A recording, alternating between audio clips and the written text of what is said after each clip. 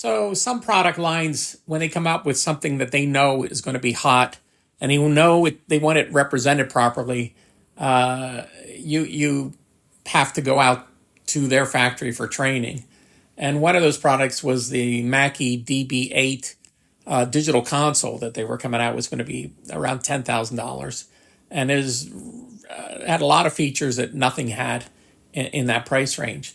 So this is when I was working at Planet Medley, and the owner decided, okay, we're going to send you out to the NAMM show. That was out in Anaheim, California. And when you're done with that, fly up to Seattle, and it's like a 2-day training course.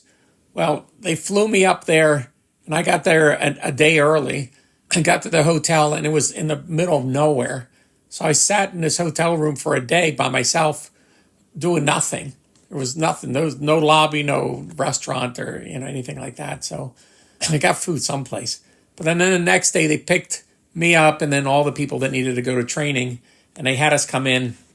And I think the first thing they asked, "What's your favorite drink and what's your name?" And I was like, "This is bizarre." And then they start going into digital. You have to understand, I was a digital design rep for 2 years, so I kind of understood how digital worked. I was teaching people how this works. So they're treating the people there for training like they know nothing about digital and how it works, and differences between AES, EBU, and SPDIF, and all that kind of, the different bit rates and sampling rates and all that.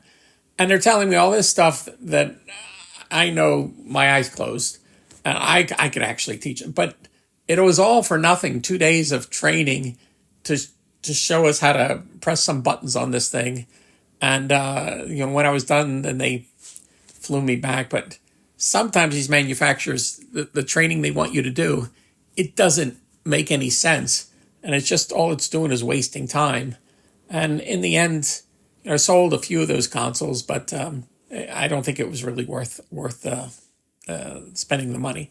Now, for icon training, for DigiDesign icon training, they flew us out to San Francisco to DigiDesign, and we spent, I think it was like 3 or 4 days with that, and that was pretty intense. We needed to not only learn how to use the console. That was the first big control surface for Pro Tools after Pro Control. But we had to learn how to take it apart and put it together and troubleshoot it. And I thought that was worth the training. We had this Canadian guy there that I thought was so funny. It had the console has a focus channel, and he kept calling it the fuckus channel. And every time he would say that, there was this guy from California who kept looking at me. And I thought it was just funny.